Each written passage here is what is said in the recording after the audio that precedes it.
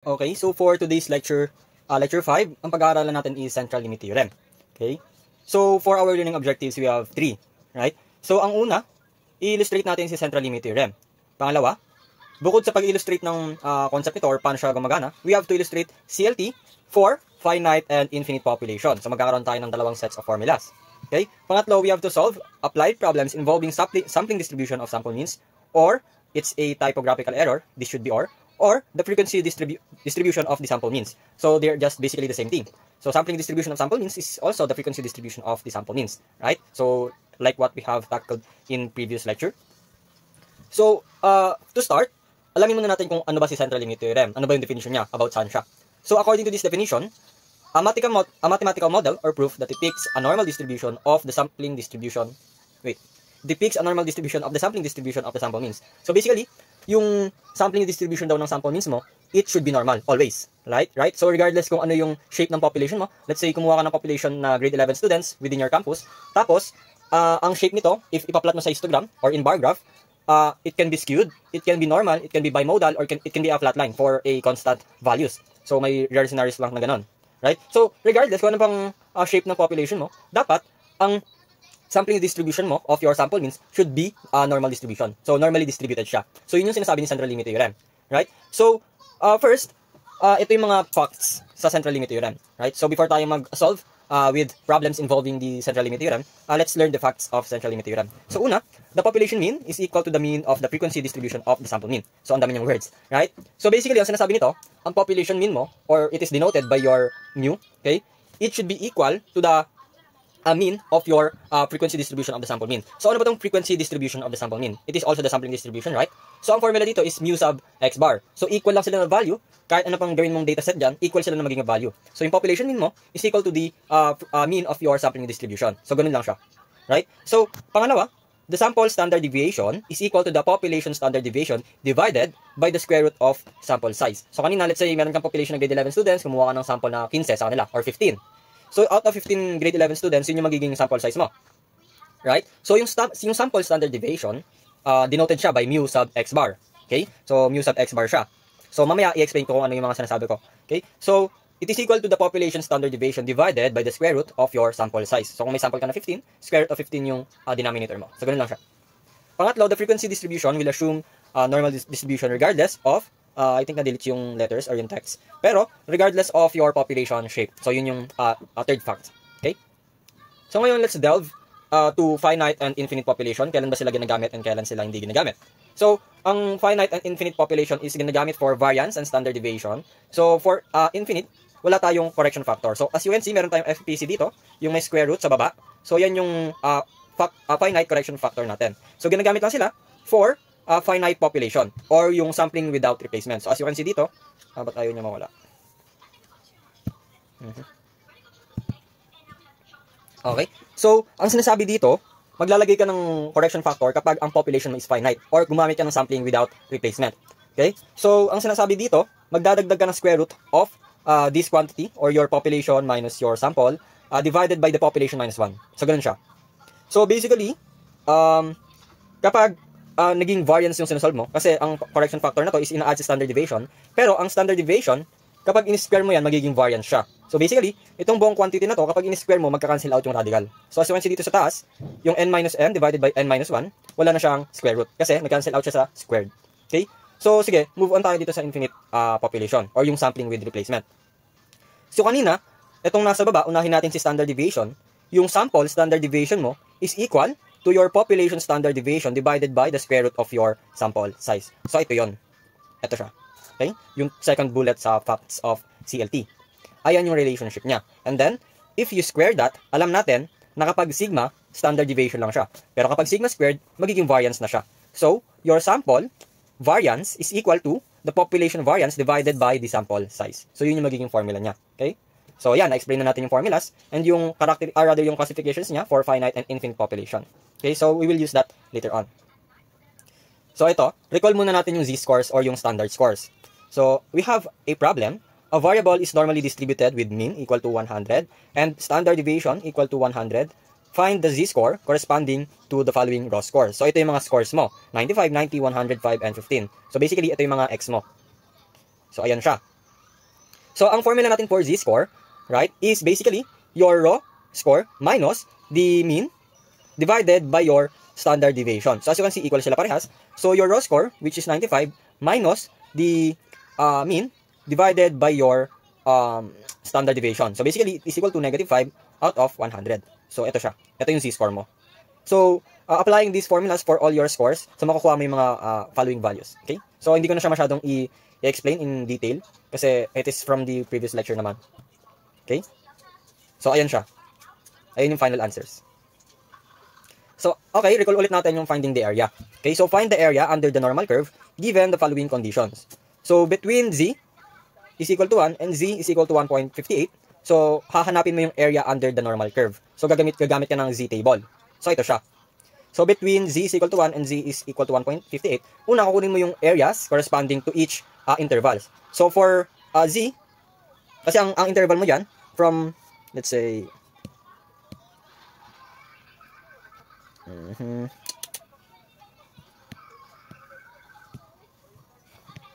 ang interval mo dyan, kasi meron kang z, magiging between 1 and 1.58. So, yan yung magiging interval mo. So, basically, ito yung intervals natin from 1 to 1.58. So, hahanapin natin yung corresponding areas between those intervals. Right? So, z-score mo. So, ang area mo is yung area yung area from the mean to 1.58 minus the area from your mean up to your z is equal to 1. So, ganun siya. So, ang kakalabasan is ito. 0.1016. So, in percentage, it is equal to 10.16%. Okay? So, kung between negative 1.24 and negative 1.28, so very, very maliit lang yung area dito. Okay? So, first, kunin mo yung area corresponding to each intervals and then minus or take the difference from those areas. Okay? So, unahin mo lagi yung area ng corresponding sa higher interval mo or which is the negative 1.28 or the negative 1.24. Okay? And then, take the difference, deduct the negative 1.28. Okay?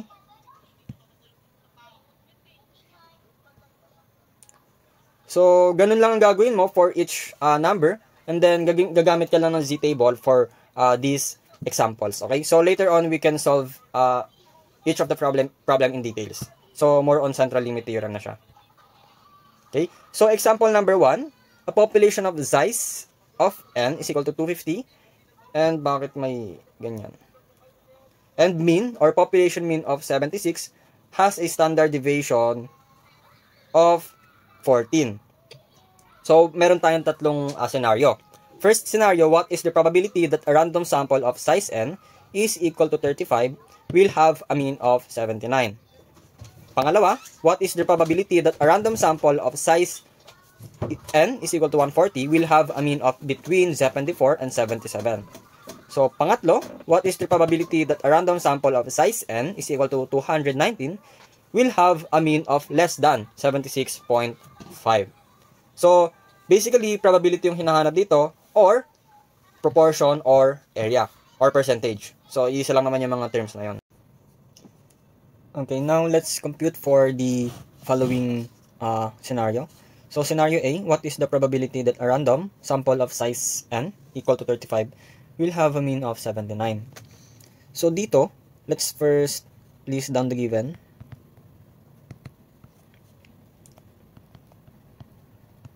So, we have the parameters and the population mean, 76, and yung standard deviation or population standard deviation, 14. And sa statistics naman, so previously, napag-aralan natin yung pinagkaiba ng parameters and statistics. So, ngayon, ina-apply na lang natin siya. Sa statistics, we have sample size of 35. And nagbigay siya ng mean na 79. Or this is your sample mean. So basically, wala siyang sinabi kung either greater than or less than 79. Pero if ganyan yung scenario, you will assume na ang inequality symbol mo is greater than or equal to a certain value. Which in our case, ang value natin is 79. So, ang tanong, what is the probability? So, probability na yung sample size mo na 35 is magkakaroon ng mean na 79. Now, what we are going to do is compute the z-score for this one, and then yung z-score nun, sasabihin niya sa z-table ano yung area nun. Right? So, hahanapin mo ngayon sa z-table. Right? So, first, convert mo to sa z-value niya. So, ang z-value nito, may formula na sample mean minus your population mean divided by your sample standard deviation. But take note, hindi given si sample standard deviation. So, what we can do is apply the formula for finite population. Bakit finite? Because given si population natin na 250. Pero if ang scenario is hindi given si population, you will assume na meron kang infinite population. Okay? So, ngayon, finite yung population natin, so without replacement siya. Sampling without replacement. And ang formula natin is magkakaroon ng finite power correction. Finite factor correction. Ito siya.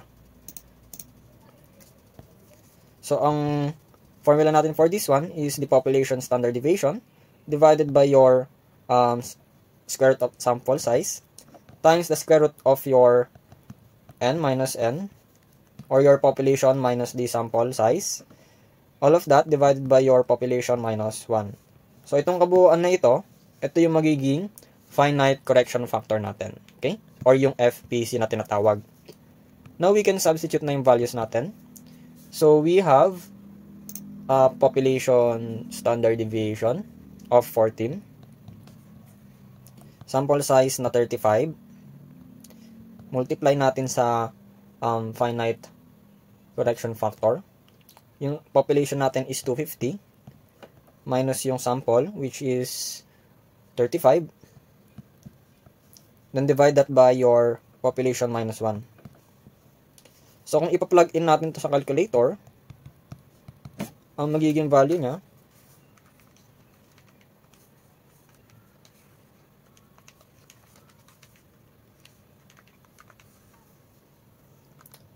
is 2.2. Okay? So, ngayon ready na tayo mag-solve ng z-score natin. So, ito yon. Right? Meron na tayo ng lahat ng values. So, our sample mean is may binigay siya na 79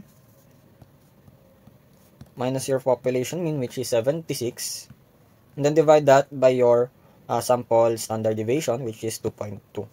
So, numerator mo, simplify mo na lang sa 3, then divide that by your 2.2.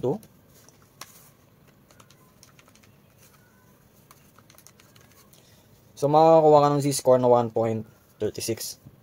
Now, you have successfully converted your sample mean into your z-score. So, ito siya. Right? And take note, yung inequality symbol ng probability mo is naka-greater than. So, kapag naka-greater than siya, we can utilize this technique, 1 minus the probability, tapos i-reverse mo lang yung inequality symbol mo, magiging less than or equal to 1.36. Now, kapag ganito na yung notation or yung expression ng probability mo, pwede mo na siyang hanapin sa z-table mo. Okay? Excuse me. Now, the probability that your sample mean will have a value of 79 is now equal to 1 minus the value of this in z-table. So, hanapin natin sa z-table.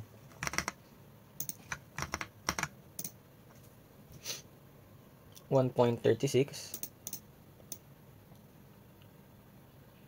So, in z-table, ang value niya is 0.913085. So, if i-compute mo,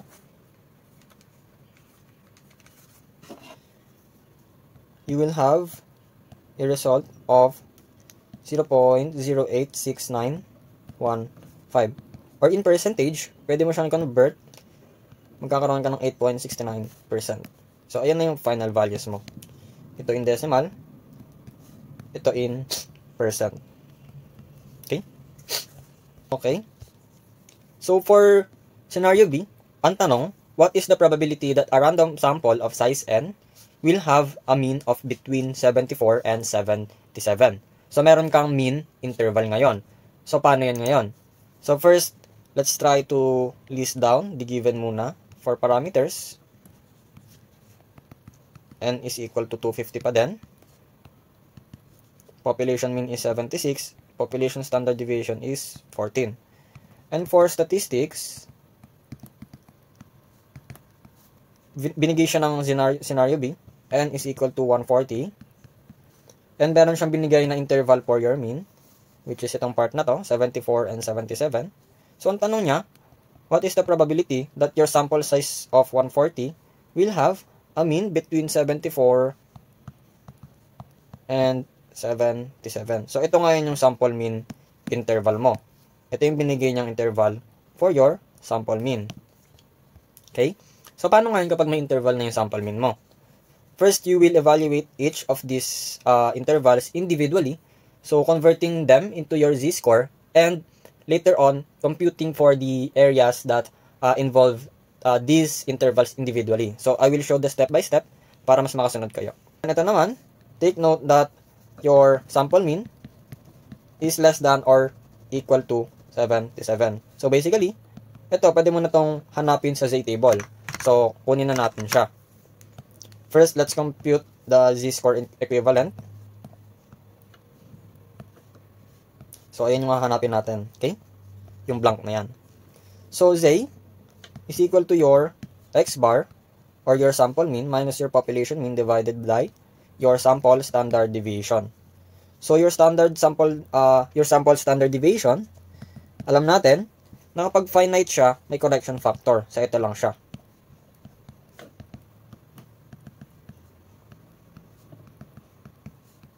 Okay? Now, let's substitute all the values to compute for the sample standard deviation.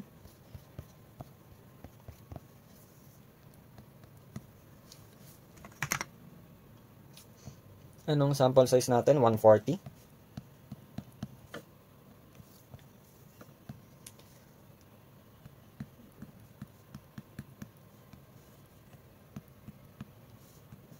So, ayan siya. Kung ipa-plug in natin sa Calcu, makakakuha tayo ng value na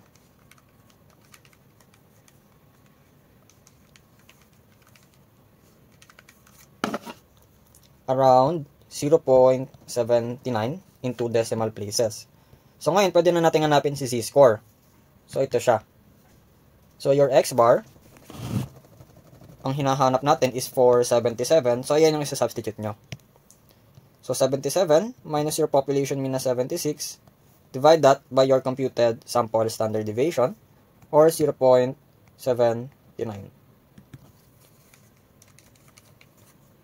That is about 1.26. Actually, sa calculator, 1.2658 siya. Pero hindi mo siya i-round up kasi hindi naman siya umabot ng 1.27. Right? So, ganun yung sa statistics table. Hindi ka mag-round up. Okay? So, 1.26 yung z-score mo. Now, you have successfully converted your sample mean into a z-score. So, ito na siya. 1.26. Now, ano yung value niya ngayon sa stat table? So, yun yung hanapin natin. 2, 3, 4, 5, 6. In calculator or in z-table, ang value nito is 0.896165. Okay? Now, let's move on sa another interval. Convert nyo muna siya sa z-score. So, ang z-score na na-compute natin is negative 2.53. Pero, meron tayong stat table for that na naka one-tailed or left-tailed na stat table. So, hahanapin nyo lang siya. So, kahit ang inequality symbol niya is greater than, okay, as long as negative yung sign niya, hanapin mo na lang sa stat table. Okay? Or yung z-table niya. So, ganito siya. Kapag ang z-score mo is nasa negative 2.53, hanapin mo lang siya. 9876543. So, the value will be 0.005703. So, ayan siya. Kasi sa stat table, meron tayong negative values for z-score. Okay? Now, we have already computed for the areas. Right? May area ka na for this one, which is itong part na to. And meron ka na ding area nito. So, what you will do is, basically, kung ano yung na-compute mo dito, yung area niyan, maminusan mo ng area nito. Okay? yung area ng sample mean mo kapag 77 is itong part na to. So, let's try and solve for that. 0.896165 minus 0.005703. So, ganyan siya. Right? So, ang mangyayari kapag kinalculate mo yan, 0.890462. Kung percentage ang gusto mong makita, it's about 89.05% in 2 decimal places. Okay? So, that is now your final answer. So, ganun lang siya. Yung process kapag gagawin mo yung may interval na sample mean, right? And actually, merong ibang method dito which is ipapakita ng PowerPoint presentation. Pero ito, mas madali siyang gamitin kasi nakadepende na siya sa stat table na given, right? So, ganun lang siya. Now, let's compute for scenario C. So, what is the probability that a random sample of size n equal to 219 will have a mean of less than 76.5? So, ano siya? Let's try to copy this slide. Okay. For scenario C, what is the probability that a random sample of size n equal to 219 will have a mean of less than 76.5? So, let's try to list down the given ulit para ease of access. So, parameters natin, ulit-ulit lang siya kasi same question lang naman, iba't ibang scenario lang. Zero n is 250. Your population mean is 76. Population standard deviation is 14. Now, for statistics, which is given by your scenario, ang sample size mo, 219. And then, yung mean mo, nagbigay siya ng 76.5. So, ano daw yung probability na ganito yung makukuha mo out of this sample size? Okay? So, ilista mo na lang yung probability. So, ganito siya. Okay? So, kung i-convert mo to sa z-score, kahit wala siyang equality symbol, right? Wala siyang horizontal line dito. Kapag convert mo na siya, magkakaroon pa din siya ng equality symbol. So, hanapin mo ngayon yung value ng z. Now, let's convert our z.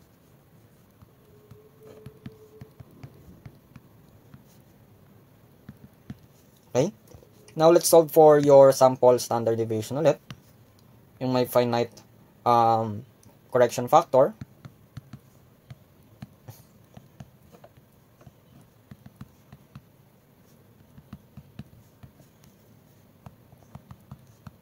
Okay. Your population standard deviation is 14 divided by the square root of your sample size.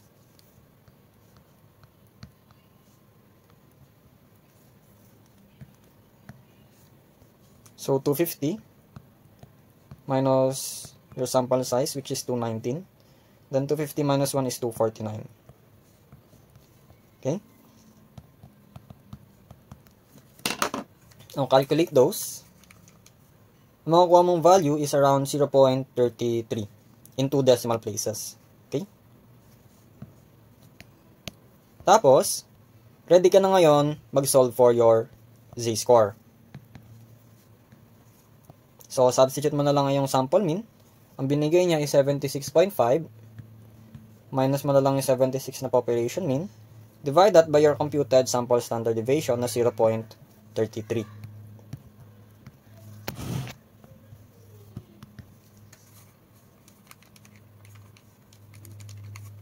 So, ang makukuha mo is around 1.515. So, hindi tayo nag-round up sa z-table, remember? So, around 1.51 lang siya. So, yun yung hahanapin mo na area ngayon. Area under the normal curve. So, lagay mo dito 1.51. Okay? So, ngayon, hahanapin na natin yung area nito sa z-table. 1.51 is, in z-table, ang value nito is 0.93447. Or in percentage, ito ay 93.45%. Sa presentation kasi, ang value na lumabas sa kanya, I think, in-estimate niya, naging 1.52 to. So, kung 1.52, sa z-table, ang probability or ang area mo is magiging 93.57% or 0.9357. So, ganyan siya. Pero kasi, hindi talaga siya ini-estimate or nira-round up rather. So, ito lang yung final answer. Okay? Okay, so second example, we only have two scenarios. A group of boys has heights that are normally distributed with a mean of 54 inches and a standard deviation of 2.5 inches. So, scenarios. Scenario A, what percentage of the population has heights between 53 and 56 inches? So, dito, yung heights mo, meron ka ulit interval. Pero, take note na yung question is that walang binigay na population. So, ang gagamitin mo dyan, infinite population. Always assume infinite population if it is not given. Okay? So, let's try to solve for this example. Scenario A muna tayo. Okay? So, what percentage daw? Or what area din yan? So, let's try to list down the given. Meron kang population mean na 54. Standard deviation na 2.5. 4 parameters pa lang pala yan.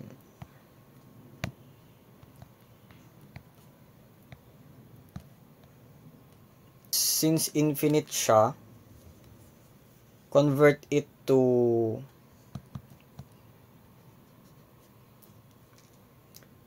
yung x mo is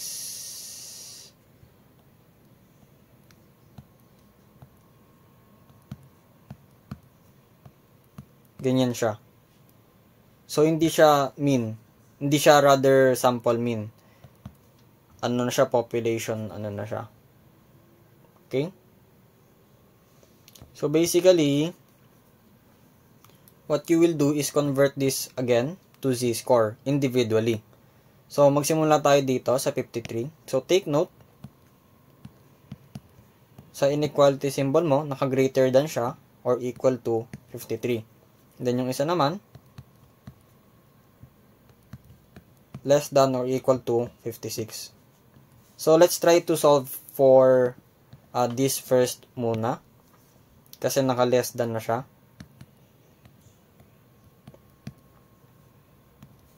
So, converting this sa z-score mo,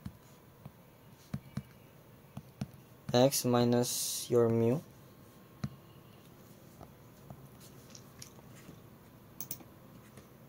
so, technically, kung gagamitin mo is population, etong part na to, so, x kasi siya, hindi siya sample eh.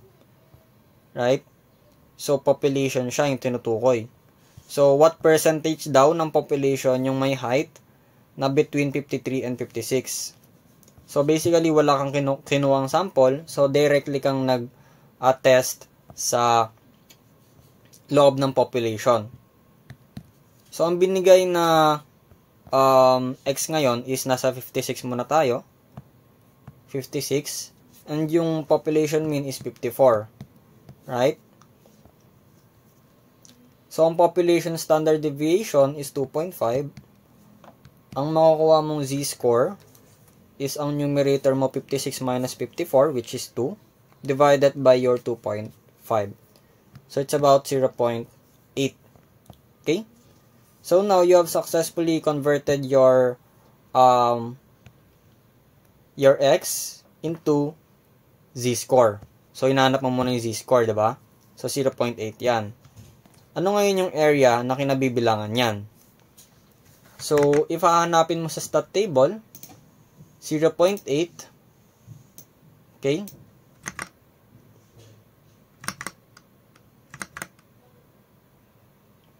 That is 0.788145. So, meron ka na.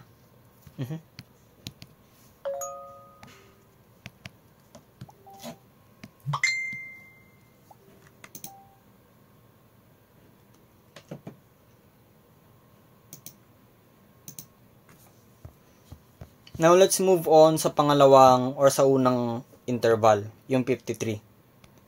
Okay? So, first, convert that to z-score. 53.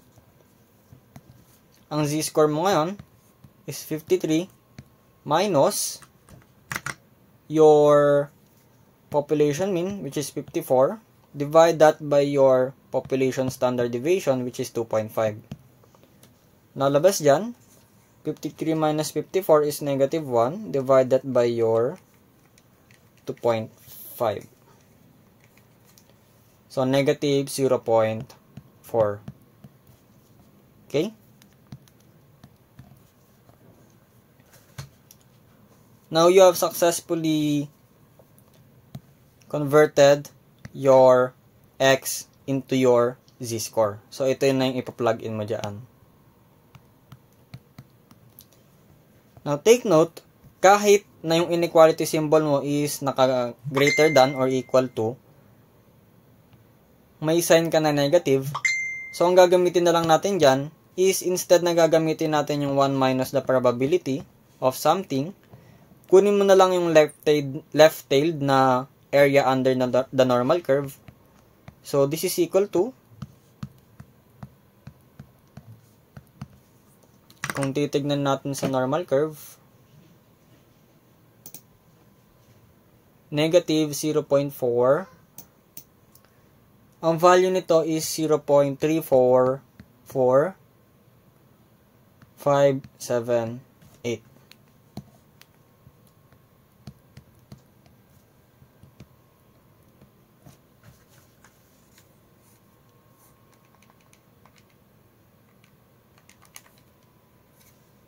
So, kapag i-compute natin yan, ang lalabas na area is 0.443567. Or, kung percentage yan, it is 44.36%. Okay? So, ayan na yung sagot mo. Now, let's move on sa scenario B. So, ang scenario B natin, what is the probability that a randomly chosen boy is taller than 52 inches? So, lista natin ulit yung mga given. Okay? So, ang mean mo, population mean mo, population mean is 54 inches, and yung population standard deviation is 2.5. And then from the given scenario, ang binigay, what is the probability that a randomly chosen boy is taller than 52 inches. So, ganyan siya. Now, let's convert this into Z-score. So, take note, kahit walang equality symbol yan, kapag kinonvert mo siya sa Z-score, laging may equality symbol siya. Okay? Now, let's compute for our Z-score. Okay? So, Z-score is equal to your X minus your population mean divided by your population standard deviation. Ang given X is 52 minus yung population standard deviation or yung population mean 54, divide that by 2.5. So, yung numerator 52 minus 54 is negative 2 divided by 2.5. So, ang makukuha mo dyan is negative 0.8. So, ayun na yung Z-score mo. Now, pwede mo na siyang i-plug in pabalik dito. Now, remember, ang ginagamit mo dito is one-tailed. Right? Kasi wala kang interval. Magkakaroon ka lang ng two-tailed kapag may interval ka. So, ang one-tailed na ginagamit mo is itong part na to. Wait. Let me draw. So, for example, meron kang ganyang normal curve. Right? Dito yung mean mo. So, ang hinahanap mo ngayon, since negative 0.8 yan, it is about ang 0.8, let's say yan dito. Ang area na hinahanap mo is itong part na to. Okay? Kapag chinek mo sa Z table yan, ang makikita mong area is itong part na to. Right? So, the probability that your z-score is greater than or equal to negative 0.8 is basically, kung i-check mo sa z-table, 0.221855. Pero ang gusto mo makita is yung opposite, which is itong side na to.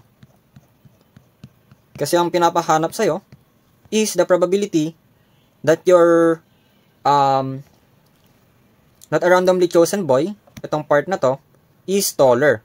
Which is kapag convert natin sa z-table, ito yung pinapahanap niya, taller. Right? Itong part na to. So, ang mangyayari, since ang buong area na to is 1, ima-minus mo na lang tong part na to. 0.221855, which is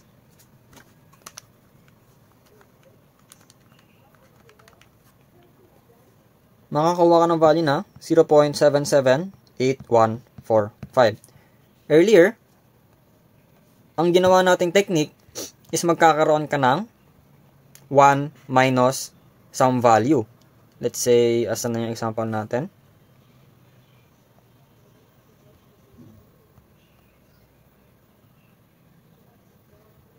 Balik tayo sa another example. Etong part na to. So, gagamitin mo tong technique na to, yung magkakaroon ka ng 1 kapag one-tailed. Kasi, there's just a simple one-tailed portion na sinosolve mo. So, for example, kanina, ito yung sinosolve natin. So, kailangan mo makuha itong part na to. This part. Kasi greater than. Right? So, ang gagawin mo, kapag interval, hindi mo na gagawin yung technique na may 1 minus a probability. Let's say ito.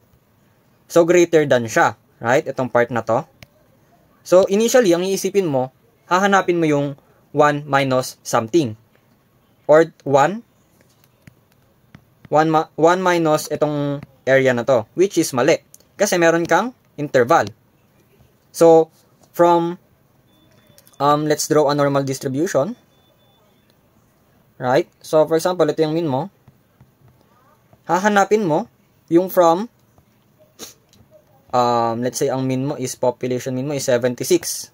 So, 76 to. Tapos, ito, 77. And ito, 74. Right?